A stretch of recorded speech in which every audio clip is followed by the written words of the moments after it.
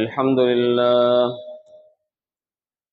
الحمد لله نحمده ونستعينه ونستغفره فنعوذ بالله من شرور أنفسنا ومن سيئات أعمالنا من يهده الله فلا مضل له ومن يضلله فلا هادي له أشهد أن لا إله إلا الله وحده لا شريك له وأشهد أن سيدنا ونبينا ومولانا محمدا عبده ورسوله اللهم صل على محمد وعلى آل محمد كما صليت على إبراهيم وعلى آل إبراهيم إنك حميد مجيد أما بعد فيا عباد الله أوصيكم وإياي أولا بتقوى الله ويقول ربنا تبارك وتعالى في كلامه القديم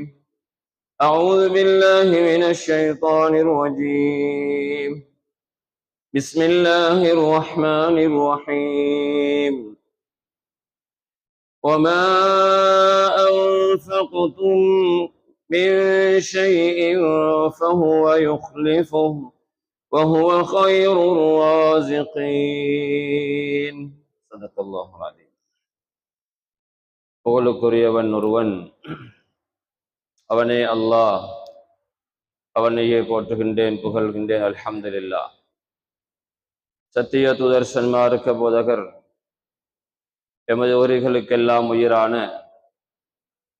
எமது உயிர்களிலும் மேலான பெருமனார் முஹம்மது முஸ்தபா ரசூலுல்லாஹி ஸல்லல்லாஹு அலைஹி வஸல்லம் அன்னார் பேரிலும் அன்னாரின் உண்மையான வழிமுறைகளை அதன் உண்மையான வடிவிலே எடுத்து நடக்கக்கூடிய முஸ்லிமான முஃமினான ஆண்கள் பெண்கள் அனைவர் பேரிலும் அல்லாஹுவின் ஸலாத்தும் ஸலாமும் என்றென்றும் உண்டாவதாக. புனிதமிகு ஜும்ஆவுடைய கடமை நிறைவேற்றுவதற்காக வல்லவன் அல்லாஹுவின் இல்லமா மஸ்ஜிதிலே அமர்ந்து கொண்டிருக்கும் அவனது நல்லடியார்களே, மேலானவர்களே, அவனால் பிறப்பிக்கப்பட்டிருக்கின்ற கட்டளைகளை வாழ்க்கையில் எல்லா சந்தர்ப்பங்களிலும் எல்லா கட்டங்களிலும் முடியுமான அளவு முழுமையாக எடுத்து நடந்து கொள்ளும்படியும் அவனால் விலக்கப்பட்டவைகள் தடுக்கப்பட்டவைகளிலிருந்து முற்றுமுழுதாக தவிர்ந்து ஒதுங்கி நடந்து கொள்ளும்படியும் எனக்கும் அப்பால் உங்களுக்கும் வசியத் செய்து கொள்கிறேன். அன்பு நிறைந்தவர்களே, அல்லாஹ் நல்லடியார்களே, அல்லாஹ் ரப்பல் இஸ்ஸத் ஜல்ல ஜலாலுஹு காலாகாலமாக தொடர்ந்தேர்ச்சியாக இந்த உலகத்தினுடைய தற்காலிக தன்மையை ஒவ்வொரு நிகழ்வினூடாகவும் நமக்கு தெரிய வைத்துக் கொண்டிருக்கிறான்.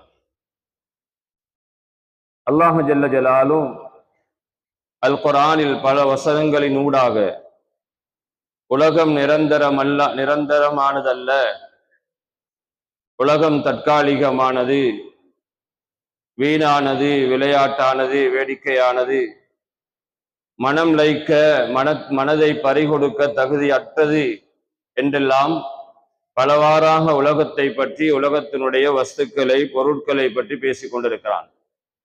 அதே நேரம் அல்லாஹ் ஜல்ல ஜலாலு இந்த உலகத்தினுடைய யதார்த்தத்தை நமது கண்களின் ஊடாக பார்க்கக்கூடியதாக ஒவ்வொரு காலங்களிலும் நிகழ்வுகளை ஏற்படுத்தி கொண்டிருக்கிறான்.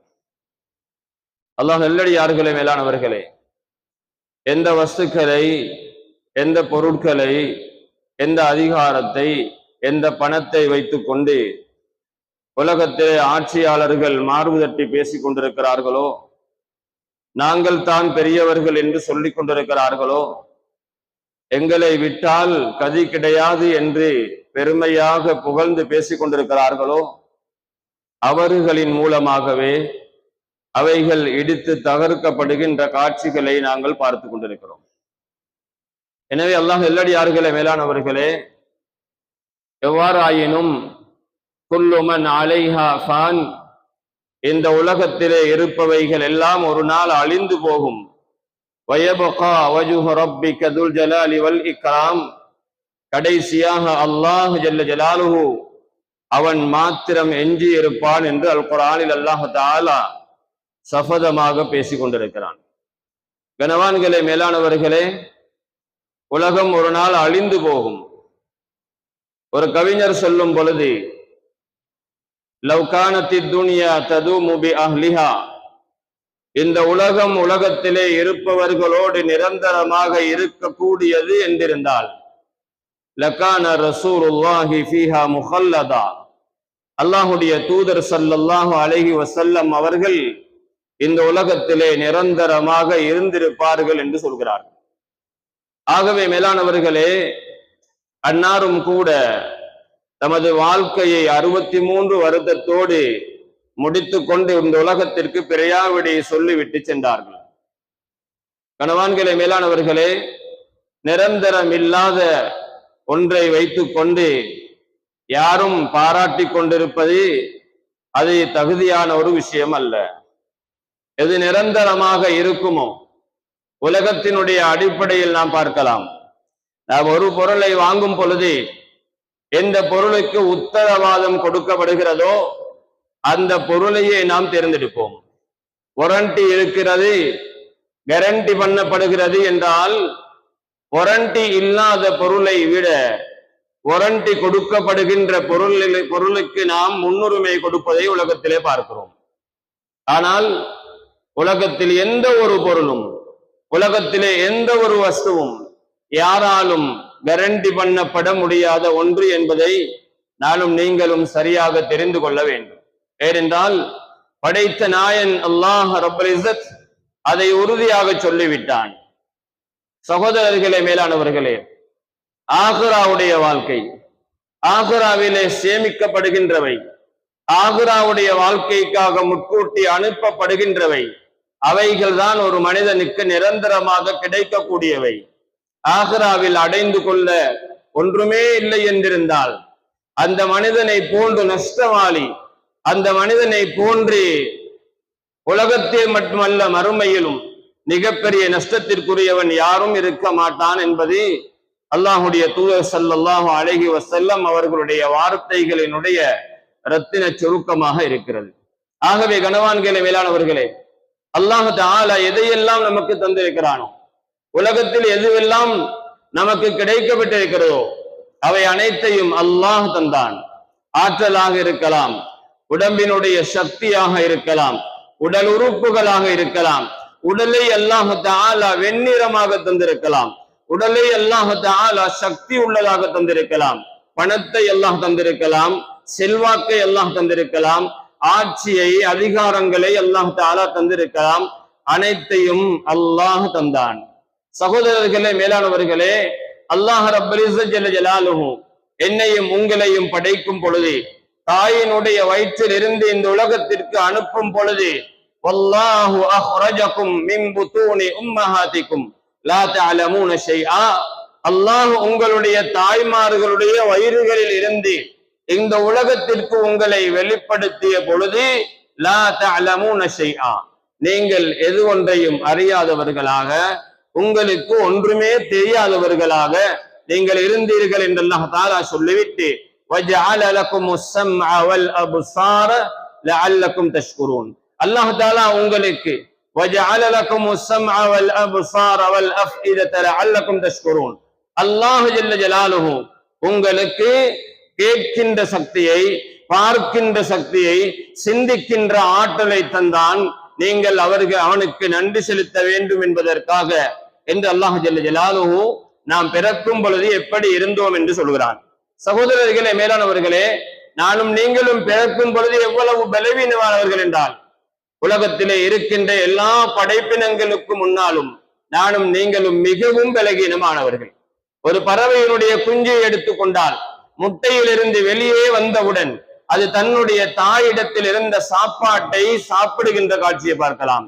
ஒரு கன்றை எடுத்துக்கொண்டால், ஒரு மாட்டினுடைய கன்று அது வயிற்றிலிருந்து வெளியே பிறந்தவுடன் அது துள்ளி குதித்து பாய்ந்து தன்னுடைய தாயினுடைய மார்பகத்தை தேடி பால் குடிக்கின்ற காட்சியை பார்க்கலாம். ஆனால் நானும் நீங்களும் பிறந்த பொழுது, பிறக்கின்ற குழந்தைகள் எல்லாம் பிறந்தவுடன் கண்ணை மூடிக்கொண்டு அழுவதை தவிர வேறொன்றும் தெரியாது. பசித்தாலும் அழும், நோய் இருந்தாலும் அழும், வலி ஏற்பட்டாலும் அழும், எது நேர்ந்தாலும் அந்த குழந்தை அந்த பிள்ளை அழுகின்ற காட்சியை பார்க்கலாம். சகோதரர்களே, மேலானவர்களே, தாய் தன்னுடைய மார்பை வாயிலே வைத்தால் மட்டும் தான் அந்த குழந்தையால் பால் கொடுக்க முடியும் என்ற விஷயத்தை நாம் எல்லோரும் அறிந்திருக்கிறோம். ஆகவே கனவான்களே, மேலானவர்களே, அல்லாஹ் ஜல்ல ஜலாலுஹு எல்லாவற்றையும் நமக்கு தந்தான். அதே போன்று நாம் இந்த உலகத்தை விட்டு பிரிந்து செல்லும் பொழுது எந்த ஒன்றுக்கும் சொந்தக்காரர்கள் இல்லாமல் சென்று விடுவோம். அல்லாஹ் தஆலா சூரத்துல் வாக்கிஆவுல, அல் குர்ஆன்ல சூரத்துல் வாக்கிஆவுல சொல்லும் பொழுது, ஹத்தா இதா பலகத்தில் ஹுல்கும், உங்களுடைய உயிர் தொண்டை குழியை வந்தடைந்தால், ஹத்தா இதா பலகத்தில் ஹுல்கும், உங்களுடைய உயிர் தொண்டை குழியை வந்தடைந்தால், வ அன்தும் ஹீன இதின் தந்துரூன், அப்பொழுது நீங்கள் ஒரு காட்சியை பார்ப்பீர்கள். வ அன்தும் ஹீன இதின் தந்துரூன், அப்பொழுது நீங்கள் ஒரு காட்சியை பார்ப்பீர்கள். அது என்ன காட்சி? உங்களுடைய கண்ணுக்கு முன்னால் மனைவி இருப்பாள், மனைவி உங்களுடைய கண்ணுக்கு தென்படாது. உங்களுடைய பிள்ளைகள் இருப்பார்கள், அவர்கள் உங்களுடைய கண்களுக்கு தென்பட மாட்டார்கள். உங்களுடைய சொத்துகள், உங்களுடைய பிரம்மாண்டமான காணி பூமிகள், உங்களுடைய வீடு மாட மாளிகைகள் எல்லாம், அதிகாரங்கள் எல்லாம் கண்ணுக்கு தென்பட மாட்டாது. வஅன்தும் ஹீனஇதின் தந்துரூன் வநஹ்னு அக்ரபு இலைஹி மின்கும் வலாக்கின் லா துப்சிரூன், அப்பொழுது நாங்கள் உங்களுக்கு நெருக்கமாக இருப்போம், ஆனால் அதை நீங்கள் பார்த்து கொள்ள மாட்டீர்கள் என்று அல்லாஹ் தஆலா சொல்கிறான். கனவான்களே, மேலானவர்களே, தொண்டை குழியை வந்து அடைந்தால் ஷரீஅத்தினுடைய சட்டம் என்ன தெரியுமா? நான் பல கோடிக்கணக்கான ரூபாய்களுக்கு அதிபதியாக இருந்தாலும், நான் பல ஏக்கர் கணக்கு நிலத்திற்கு சொந்தக்காரனாக இருந்தாலும், தொண்டை குழியை உயிர் வந்து அடைந்தவுடன் அந்த சொத்துக்கள் எல்லாம் இன்னொருவருக்கு சொந்தமாகிவிடும்.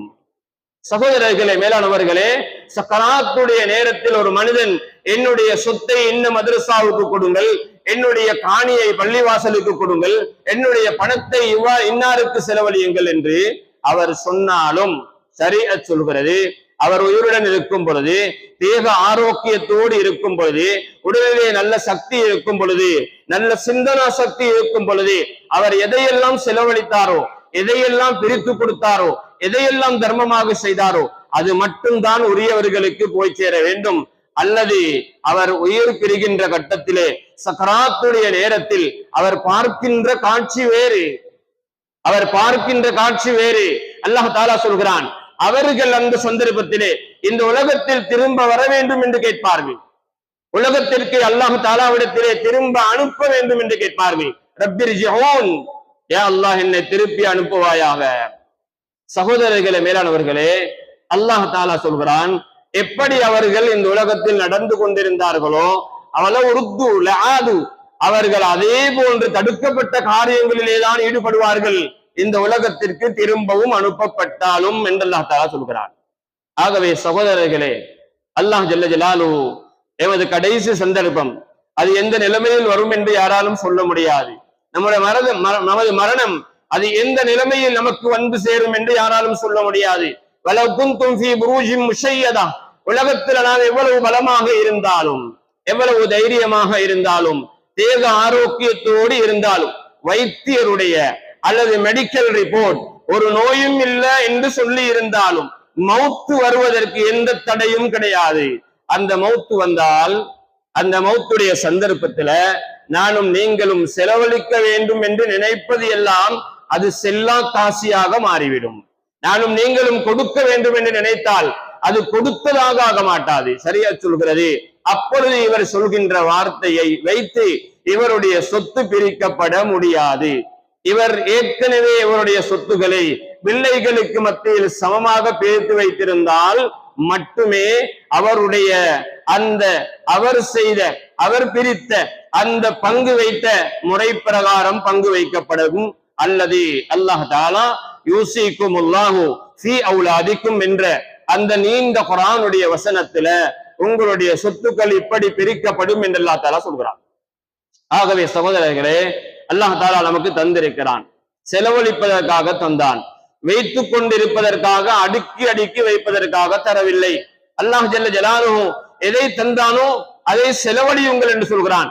வஅன்ஃபிகு மிம்மா ரஸக்னாகும் மின் கப்லி அன் யஅதிய அஹதகுமுல் மௌத், உங்களுக்கு மௌத்து வர முன்னால நான் உங்களுக்கு எதை தந்தேனோ அதை நீங்கள் செலவு செய்யுங்கள் என்று அல்லாஹ் தஆலா அதிகாரத்தோடு பேசுகிறான். நான் தந்தேன், செலவழியுங்கள் என்கிறான். சகோதரர்களே, வேளாணவர்களே, ஒருவருடைய சொத்திற்கு அதிபதியாக பொறுப்பாக நான் இருக்கிறேன், ஒருவருடைய பணத்திற்கு நான் பொறுப்பாக இருக்கிறேன். அவர் எதை செலவழிக்க வேண்டும் என்று கட்டளையிடுவாரோ அதை செலவழிப்பதை தவிர எனக்கு எந்த அதிகாரமும் கிடையாது. அல்லாஹ் ஜல்ல ஜலாலுஹு தந்திருக்கிறான், எல்லாவற்றையும் அவன் தந்தான், பறித்து கொண்டிருக்கிறான். கோடான கோடிக்கணக்கான சகோதரர்களே, மேலானவர்களே, கோடான கோடிக்கணக்கான டாலர்கள் பெறுமதியான கட்டிடங்கள், சொத்துக்கள், மாளிகைகள் எல்லாம் மண்ணுக்குள்ளே புதைகின்ற காட்சியை பார்க்கிறோம். சகோதரர்களே, மேலானவர்களே, எனவே நம்முடைய இந்த ரமதானுடைய மாதத்தில் மட்டுமல்ல, ஏனைய காலங்களிலும் தேவையுள்ளவர்கள் இருக்கிறார்கள், தேடி தேடி செலவழிக்கப்பட வேண்டியவர்கள் சமூகத்திலே இருக்கிறார்கள். எதற்கு முன்னுரிமை வழங்கப்பட வேண்டுமோ அதற்கு முன்னுரிமை வழங்கப்பட வேண்டும். சகோதரர்களே, மேலானவர்களே, சதகாவுடைய பாடம் இருக்கிறது, அது விசாலமான ஒரு ஆழமான பாடம். சதகா என்றால் நம்ம எல்லோருடைய உள்ளத்திலே சதகா என்று சொல்லும் பொழுது நம்முடைய உள்ளத்திலே தோன்றுகின்ற ஒன்றுதான், அது பணத்தோடு சம்பந்தப்படுவதாக நினைக்கிறோம். பணத்தோடு சம்பந்தப்படுவது மட்டுமல்ல சதகா, பணத்தால் கொடுப்பது மட்டுமல்ல சதகா. மேலான ரசூலுல்லாஹ் ஸல்லல்லாஹு அலைஹி வஸல்லம் சொன்னார்கள், தபஸ்ஸுமுக ஃபீ வஜ்ஹி அஹீக லக சதகா. உங்களுடைய சகோதரன் ஒருவரை, முஸ்லிமான ஒருவரை, முஸ்லிம் அல்லாத ஒருவரை நீங்கள் பார்க்கிறீர்கள், உங்களுடைய முகத்துல ஒரு புன்முறுவல் உண்டாகிறது, அதுவும் சதகா என்று சொன்னார்கள். சகோதரர்களே, மேலானவர்களே, சுருக்கமாக சொல்லும் பொழுது நபி அவர்கள் சொன்னார்கள், குல்லு மஅரூஃபின் சதகா. எதெல்லாம் நல்ல காரியங்களோ அதை எல்லாம் நீங்கள் செய்வது சதகாவாகும். குர்ஆன் அல்லாஹ் தஆலா சொல்கிறான், கவுலும் மஅரூஃபுன் வ மக்ஃபிரத்துன் கைரும் மின் சதகத்தின் யத்பஉஹா அதா. அல்லாஹ் தஆலா சொல்கிறான், நீங்கள் ஒரு நல்ல வார்த்தையை பேசுறீங்க, ஒருவருக்கு ஒரு புத்தியை சொல்லி கொடுக்கிறீர்கள், யாருடைய பிள்ளையா இருந்தாலும் பரவாயில்லை, இப்படி நடக்காத மகன் என்று சொல்கிறீர்கள், இப்படி நடப்பது கூடாது என்று சொல்லிக் கொடுக்கிறீர்கள், இப்படித்தான் நீங்கள் செய்ய வேண்டும் என்று சொல்லிக் கொடுக்கிறீர்கள். இந்த வார்த்தை அல்லாஹ் தஆலா சொல்கிறான், அது சதகா என்கிறான், சதகா என்கிறான். சகோதரர்களே, ஒரு வார்த்தைய ஒருவருக்கு புத்தி சொல்லி கொடுத்து அவர் நல்லவனாக மாறி வாழ்க்கையில் அவர் நல்லமல்கள் செய்யக்கூடியவராக மாறினார், அவருடைய கடைசி பரியந்த மௌத்து வரைக்கும் அவர் செய்கின்ற நல்ல காரியங்களுக்குரிய பிரதிபலன் எல்லாம் இவருக்கும் குறை இல்லாமல் வந்து சேர்ந்து கொண்டிருக்கு. அல்லாஹ் தஆலா சொல்கிறான், வமக்ஃபிரத்துன், நீங்கள் மன்னிக்கிறீர்கள். அல்லாஹ் தஆலா சொல்கிறான், அதுவும் நீங்கள் சதகா ஒன்று செய்துவிட்டு அந்த சதகா செய்வதற்கு பிறகு யாருக்கு நீங்கள் சதகா செய்தீர்களோ அவர்களுக்கு ஏதாவது நோவினை தருகின்ற விதமாக, மனது புண்படுகின்ற விதமாக நடந்து கொள்வதை விட ஒரு வார்த்தை நீங்கள் சொல்கிறீர்கள், நல்ல வார்த்தை, அது சதகாவை விட சிறந்தது என்று அல்லாஹ் தஆலா சொல்கிறான். சகோதரர்களே, மேலானவர்களே, வார்த்தையின் மூலமாக மனைவியுடைய வாயிலே கணவன் இரக்கத்தோடு அல்லாஹுக்காக என்ற எண்ணத்தோடு ஒரு கவல உணவை வாயிலே போடுகிறான். சகோதரர்களே, அல்லாஹுடைய தூதர் ஸல்லல்லாஹு அலைஹி வஸல்லம் சொன்னார்கள், அதுவும் சதகா என்று சொன்னார்கள். பாதையில கல்முள்ளு போன்ற ஏதாவது ஒரு பொருள் மனிதனுக்கு இடையூறாக இருக்கிறது, அந்த இடையூறான ஒன்றை அகற்றினால், சகோதரர்களே, மேலானவர்களே, சதகாவுடைய நன்மை இமாதத்துல் அதா அனித் தரீக். சதகாவுல ஆக குறைந்த அந்தஸ்து. நீங்கள் பாதையில மனிதர் போற வார இடங்கள்ல ஏதாவது ஒரு பொருள் இருக்கிறது, அதை நீங்கள் ஓரமாக்குறீங்க, கண்டுட்டு காணாதது போல போகாம இறங்கி நீங்கள் வாகனத்தை நிறுத்தி இறங்கி அதை எடுத்து அப்புறப்படுத்தினால் ஒரு சதகாவுடைய நன்மை. இந்த சதகாவுடைய நன்மை மறுமையில் எவ்வளவு உதவியாக இருக்கும் தெரியுமா? சகோதரர்களே, மேலானவர்களே, சதகாவை பற்றி அல்லாஹ் தஆலா சொல்கிறான், அல்லாஹ் ஒரு மரத்தை நாட்டி அந்த மரத்தை நீங்கள் தண்ணீர் ஊற்றி எப்படி வளர்ப்பீர்களோ இது போன்று உங்களுடைய சதகாவை அல்லாஹ் தஆலா வளர்த்து கொண்டே போவான் என்று சொன்னார்கள். ஒரு மரத்தை நாட்டினால் அந்த மரத்துக்கு தண்ணீரை ஊற்றி வளர்த்து கொண்டிருப்போம், அது வளர வளர இலைகள் வெளியே வர வர பூக்கள் பூக்க பூக்க கனிகள் காய்க்க காய்க்க நாம் எப்படி சந்தோஷப்படுகிறோமோ அல்லாஹ் ஜல்ல ஜலாலுஹு நமது சதகாவை ஒரு மரத்தை நட்டி வளர்ப்பதை போல வளர்த்து கொண்டிருக்கிறான் என்று அல்லாஹ் தஆலா குர்ஆன்ல சொல்லுகிறான். சகோதரர்களே, மேலானவர்களே, அந்த சதகாவினுடைய மரத்தினுடைய கிளையிலே அந்த மனிதன் போனால் அவன் சுவர்க்கத்திலே போய் இறங்கிக் கொள்வான் என்று கூட சில ஹதீஸ்களில் நபி அலைஹிஸ்ஸலாத்து வஸ்ஸலாம் தெளிவுபடுத்தினார். ஆகவே சகோதரர்களே, மேலானவர்களே, சதகாவுடைய பாடம் அது விசாலமானது, விரிவானது.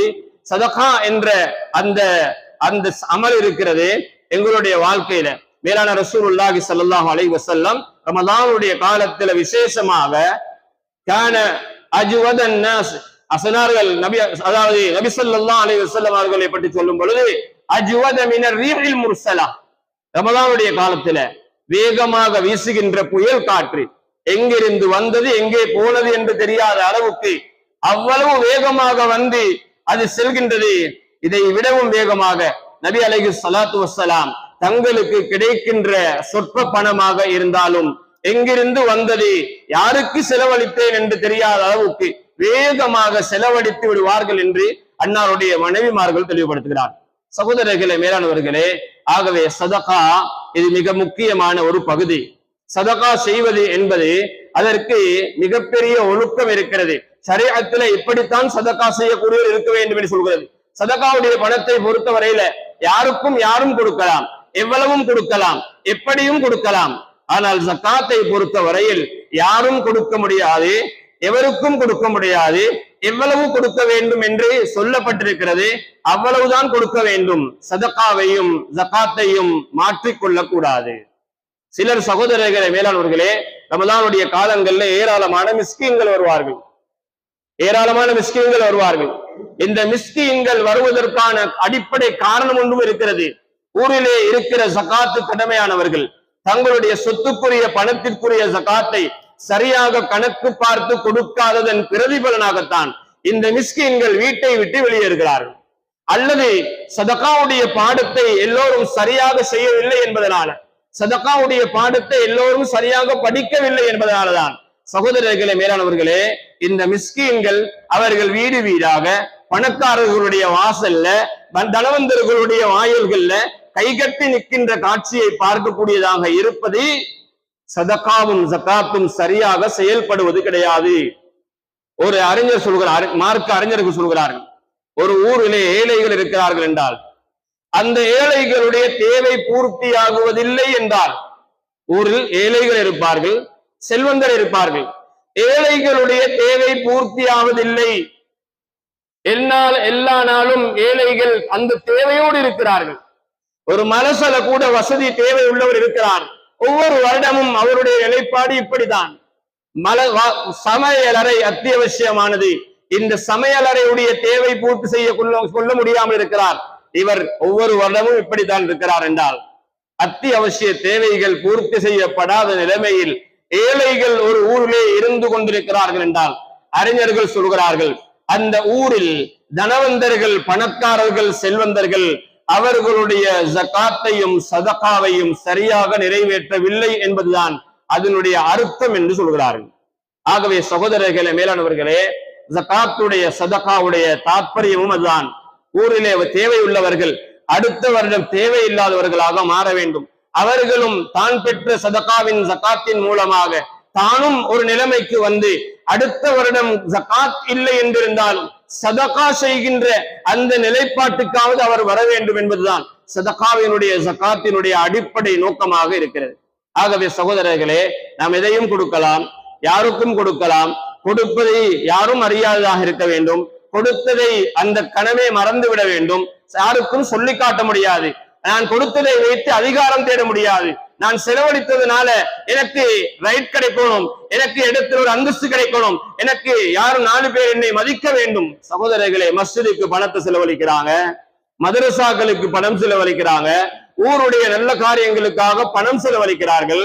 ஆனால் அதுக்குள்ளே ஒரு நோக்கத்தை வைத்துக் கொண்டிருக்கிறார்கள். அதற்குள்ளே ஒரு அற்பமான நோக்கம். அது என்ன அற்பமான நோக்கம் என்றால், தன்னுடைய ஏதாவது ஒரு லாபத்தை அடைந்து கொள்ள வேண்டும் என்ற நோக்கம். அஷரீஅத்தில் அறிஞர்கள் சொல்கிறார்கள், யாராவது ஒருவர் ஒரு பயங்கரமான மனிதன், அவர் எந்த சந்தர்ப்பத்திலும் தனக்கு ஏதாவது ஆபத்தை விளைவிக்கலாம் என்று பயப்படுகின்ற ஒரு மனிதர், அவருக்கு இவர் ஒரு உதவி செய்கிறார். எதற்காக? அவருடைய ஆபத்திலிருந்து தன்னை பாதுகாத்துக் கொள்ள. சகோதரர்களே, மேலானவர்களே, உலகத்தில் நிறையவே நடக்கிறது. மிக பெரும் பெரும் செல்வந்தர்கள் தன்னுடைய பணத்தை அள்ளி அள்ளி கொடுக்கிறார்கள். கொடுப்பதனுடைய நோக்கம் என்ன தெரியுமா? அவர்களுடைய ட்ரேட், அவர்களுடைய பிசினஸ், அவர்களுடைய வியாபாரம் அது பாதுகாக்கப்படணும். அதுக்கு எந்த பாதிப்பு வரக்கூடாது. அது சரியா செஞ்சுக்கொள்ளணும். இம்போர்ட் எக்ஸ்போர்ட் சரியா பார்த்துக்கொள்ளணும். எந்த பிரச்சனையும் இல்லாம செஞ்சு கொள்ளணும். அதற்காக நாட்டினுடைய சமூகத்தினுடைய தேவைக்காக அள்ளி கொடுக்கிறார்கள். நோக்கம் எதுவோ அது கிடைத்து விடும். ஆனால் யதார்த்தத்தில் அதற்குரிய கூலி கிடைக்க மாட்டாது. நபி அலைஹிஸ்ஸலாம் சொன்னார்கள், ஹிஜ்ரத் சென்றார்கள் சஹாபாக்கள், மக்காவை விட்டு மதீனாவுக்கு விரட்டப்பட்டார்கள். சொல்ல போனால் எந்த ஒரு உடைமையையும் எடுக்காமல் மக்காவில் இருந்து வெளியேறி மதீனாவுக்கு சென்றார்கள். இந்த நிகழ்வு தான் ஹிஜ்ரத் என்று சொல்லப்படுகிறது. அதிலிருந்துதான் ஹிஜ்ரி ஆண்டு கணிக்கப்பட்டிருக்கிறது. இப்படிப்பட்ட புனிதமான நிகழ்வு கூட நபி அலைஹிஸ்ஸலாம் சொன்னார்கள், ஃபமன் கானத் ஹிஜ்ரத்துஹு இலா துன்யா, மக்காவிலிருந்து மதீனாவுக்கு யாராவது வாரீங்களா, மதீனாவில் இருக்கின்ற உலகத்தினுடைய ஏதாவது லாபத்தை அடையணும் என்று வரவானம். அவிமராத்தின் யன்கிஹுஹா, மதீனாவில் அழகான பெண்கள் இருக்கிறார்கள், திருமணம் முடித்துக் கொள்ளலாம் என்று யாரும் வரக்கூடாது. அப்படி யாராவது வந்தால் அவர் திருமணம் முடித்துக் கொள்வார். துனியாவுடைய லாபம் இருந்தால் அவருக்கு அது கிடைக்கும். ஆனால் ஃபஹிஜ்ரத்துஹு இலா மா ஹஜர இலை, அவர் எதற்காக வந்தாரோ அது மட்டும்தான் கிடைக்கும். அல்லாஹுக்காக வந்தால் அது அல்லாஹுக்காக, அவருடைய ரசூலுக்காக என்றிருக்கும். அல்ல எந்த நோக்கத்துக்காக வந்தாரோ அந்த நோக்கம் மட்டும் கிடைக்கும் என்று தெளிவுபடுத்தினார்கள். ஆகவே மேலாளர்களே, பணங்கள் செலவழிக்கப்படுகிறது. ஆனால் அந்த பணத்திற்குரிய சரியான பிரதிபலன் ஏன் கிடைப்பது கிடையாது? நோய்க்கு நிவாரணமாக சதக்கா கொடுத்தால் ஏன் நிவாரணம் கிடைக்கிறது இல்ல? தேவைகள் பிரச்சனைகள் நீங்க வேண்டும் என்று சதக்கா செய்தால் ஏன் பிரச்சனைகள் நீங்குவதில்லை? சகோதரர்களை மேலாளர்களை, நெருக்கடி இல்லாமல் போக வேண்டும் என்று சதக்கா கொடுத்தால் ஏன் நெருக்கடி இல்லாமல் போகல? நோக்கம் அதற்குள்ளே மறைந்திருக்கிறது, தவறான நோக்கம். சகோதரர்களே, அல்லது அல்லாஹ் தஆலா சொல்கிறான், இந்த வசனத்தை மட்டும் சொல்லி முடித்துக் கொள்கிறேன். அல்லாஹ் தஆலா ஜல்ல ஜலாலுஹு சொல்கிறான், அல்லாஹ்வுடைய பாதையில அல்லது நல்ல காரியங்கள்ல நீங்கள் பணத்தை சதக்காவாக செலவழிக்கிறீங்க. அப்படி செலவழிக்கும் பொழுது நீங்கள் அந்த செலவழித்ததை சொல்லி காட்டி, நான் அவளுக்கு இவ்வளவு உதவி செஞ்சேன், நன்றி கெட்டவனாகிறான். சகோதரர்களே, குழந்தைகளை வளர்த்தால் கூட, ஒரு பிள்ளையை வளர்த்தவர் அவர் செலவழித்துதான் வளர்க்கணும். பிள்ளைக்கு செலவழிப்பது அவருடைய பொறுப்பு. ஆனாலும் நான் இவனை செலவழித்தத ஒரு மாட்டுக்குட்டிய வாங்கி போட்டிருந்தா, இவனுக்கு செலவழிச்சத நான் வேற ஏதாவது செஞ்சிருந்தா, சகோதரர்களே அப்படி கூட சொல்ல முடியாது. எந்த அளவுக்கு என்றால், உமர் ரலியல்லாஹு அன்ஹு அவருடைய அடிமைகளில் ஒருவர் சொல்கிறார்கள், எனது தந்தை எனக்கு சொன்னார், நீ யாராவது ஒருவருக்கு ஏதாவது உதவி செய்தால் அந்த உதவி செய்தவர் உன்னை காணும் பொழுது நீ அவருக்கு உதவி செய்தவரை காணும் பொழுது நீ அவருக்கு சலாம் சொல்கிறாய். நீ அவருக்கு சலாம் சொன்னால் நீ உதவி செய்தாய் என்ற அந்த எண்ணத்தில் அவருக்கு வெட்கம் ஏற்படுகிறது. உன்னை காணும் பொழுது சலாத்துக்கு பதில் சொல்லவும் வெட்கம் உண்டாகிறது. சலாத்துக்கு பதில் சொல்வது சங்கடமாக ஆகிறது என்றால் நீ அவருக்கு சலாம் சொல்வதையும் விட்டுவிடு என்று சொல்லி காட்டினார். சகோதரர்களே, ஒருவருக்கு உதவி செய்கிறோம், ரகசியமாகத்தான் கொடுத்தோம், யாரும் காணல, துஆ செஞ்சு கொள்ளுங்களே என்று சொல்வதும் கூட அந்த சதக்காவினுடைய பிரதிபலனை எதிர்பார்த்ததாக ஆகிவிடும் என்று சொல்கிறார். ஆகவே சகோதரர்களே, எந்த பிரதிபலனும் எதிர்பார்க்கப்பட முடியாது. அப்படி பிரதிபலன் எதிர்பார்த்தால் அல்லது சொல்லி காட்டினால் அல்லது சதக்கா கொடுத்தவரை ஏதாவது துன்புறுத்தினால் அவரிடத்தில் ஏதாவது வேலை எதிர்பார்க்கிறது, அல்லது இவர் போனால் அவர் இருந்து நிற்க வேண்டும் என்று நினைப்பது, அல்லது ஒரு சபையில் இவருக்கு முன்னுரிமை பெற வேண்டும் என்று நினைப்பது. மஸ்ஜிதில நிர்வாகிகளாக இருந்தார் இவரு, எத்தனையோ வருஷம் நிர்வாகிகள். இவர் சொல்றார், நான் இத்தனை வருஷம் இருந்தேன், எனக்கு இல்லாத இடமா, நான் சொல்லாத விஷயமா, நான் சொன்ன பேச்சு கங்கலையா என்று நினைச்சா, சகோதரர்களே மேலாளர்களே, மஸ்ஜிதில நிர்வாகியா இருக்கலும், ஊர்ல மிகப்பெரிய செல்வந்தனாக இருக்கலும், ஊர்ல பரம்பரை பணக்காரனா இருக்கலும், சகோதரர்களே மேலாளர்களே, தான் கொடுத்தது கொடுத்ததாக ஆக வேண்டும். 1 கோடி பணம் செலவழித்தாலும் மஸ்ஜிதுக்காக பொதுவிடங்களுக்காக செலவழித்தால் செலவழித்த அந்த செக்கனிலேயே அந்த பணம் இவருடைய அதிகாரத்தில் இருந்து கலந்து போகிறது. அது அல்லாஹ்வுடைய சொத்தாக மாறுகிறது. இவருக்கு அதிலே எந்த உரிமையும் அதிகாரமும் பேச முடியாது. அல்லாஹ் தஆலா சொல்கிறான், அப்படி ஏதாவது நினைத்தால், அப்படி சொல்லி காட்டினால், ஒரு தட்டையான கல்லுக்கு மேல இருக்கின்ற மண்ணை போல அல்லாஹ் உதாரணம் சொல்கிறான். தட்டையான கல்லுக்கு மேலே மண் கொஞ்சம் இருக்கிறது.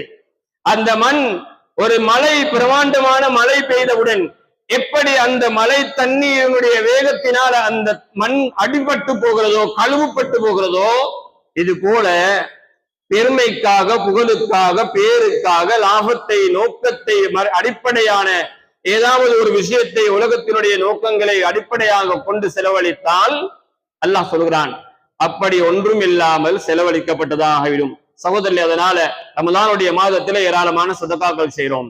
ரமலானுடைய காலத்துல செலவழிக்கிறோம். செலவழிச்சா செலவழித்ததும் தெரியக்கூடாது, யாரும் இவர் கொடுத்தார் என்று கூட தெரியக்கூடாது. சகோதரர்களே, மேலானவர்களே, அப்படித்தான் செலவழிக்க வேண்டும். இல்லாமல் ஒரு முறை ஒன்று செலவழிப்பதில் கிடையவே கிடையாது. குர்ஆன்ல, ஹதீஸ்ல தெளிவாக சொல்லப்பட்டிருக்கிறது. நபி அலைஹிஸ்ஸலாத்து வஸ்ஸலாம் சொன்னார்கள், அல் யதுல் உல்யா கைரும் மினல் யதிஸ் சுஃப்லா, கீழ்கரத்தை விட மேல்கரம் சிறந்தது என்றார்கள். நீ வலது கையால் கொடுத்தால் இடது கை தெரியக்கூடாது என்றார்கள். சகோதரர்களே, அந்த அளவுக்கு ரகசியமாக கொடுக்க வேண்டும். அல்லாஹ்விடத்துல கூலி எதிர்பார்க்க வேண்டும்.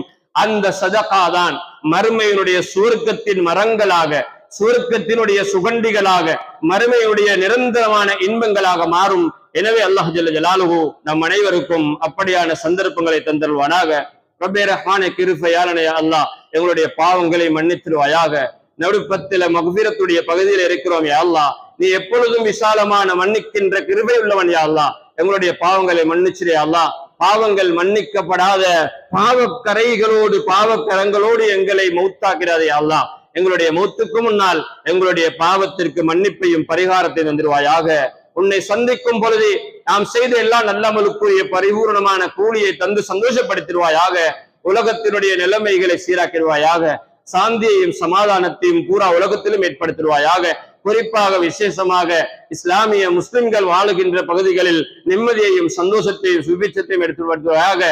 நாடுகளுக்கு இடையிலே சுபிட்சத்தையும் ஒற்றுமை ஏற்படுத்துவாயாக. ரப்பே ரஹ்மானே, கிருபையாளனே அல்லாஹ், எங்களுடைய சதகாக்களை ஏற்றுக்கொள்வாயாக. நல்ல கர்மங்களை கபூல் செய்வாயாக. நல்ல அமல்களை ஏற்று கிருபை செய்வாயாக. அதற்குரிய பிரதிபலனை மறுமையில் மட்டும் நாடுகின்ற அந்த உள்ளத்தை பரிசுத்தமானதாக ஆக்கி தருவாயாக. நமது துஆக்கள் அனைத்தையும் ஏற்று கபூல் செய்து கொள்வாயாக. وآخر دعوانا الحمد لله رب العالمين. الحمد لله نحمده ونستعينه ونستغفره ونعوذ بالله من شرور أنفسنا ومن سيئات أعمالنا.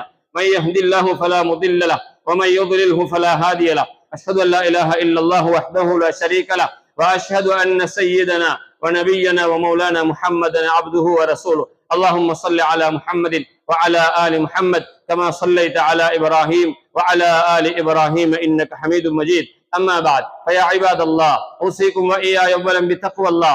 اتقوا الله، وإن الله تعالى يقول وهو أصدق القائلين: أعوذ بالله من الشيطان الرجيم، بسم الله الرحمن الرحيم، وما أنفقتم من شيء فهو يخلفه وهو خير الرازقين. صدق الله. بارك الله لي ولكم بالقرآن العظيم، ونفعني وإياكم بما فيه من الآيات والذكر الحكيم.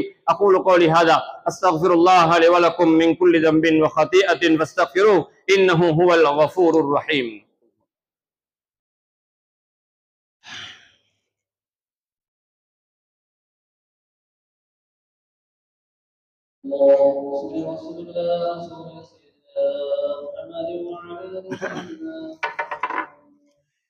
الحمد لله حمدا كثيرا كما أمر.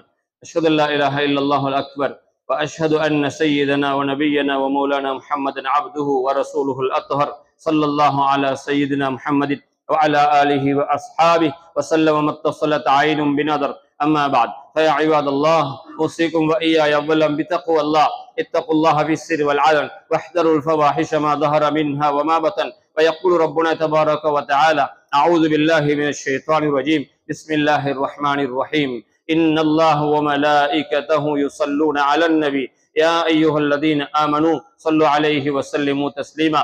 اللهم صل على عبدك ورسولك النبي الأمي وعلى آله وأصحابه وسلم. ورضى اللهم عن الخلفاء الراشدين ساداتنا أبي بكر وعمر وعثمان وعلي رضي الله عنهم، وعن الستة الباقين من العشرة المبشرين بالجنة، وعن أمهات المؤمنين، وعن الصحابة كلهم أجمعين، وعن التابعين وتبع التابعين بإحسان إلى يوم الدين، وارض عنا معهم برحمتك يا أرحم الراحمين. اللهم اغفر للمؤمنين والمؤمنات والمسلمين والمسلمات الأحياء منهم والأموات إنك قريب مجيب الدعوات. اللهم أجرنا من النار، اللهم أجرنا من النار، اللهم لا تجعلنا من حطب النار فإنها بئس المثوى وبئس القرار. ربنا اغفر لنا ولإخواننا الذين سبقونا بالإيمان ولا تجعل في قلوبنا غلا للذين آمنوا ربنا إنك رؤوف رحيم. عباد الله، إن الله يأمر بالعدل والإحسان وإيتاء ذي القربى وينهى عن الفحشاء والمنكر والبغي يعظكم لعلكم تذكرون. اذكروا الله العظيم يذكركم واشكروه يزدكم ويهدكم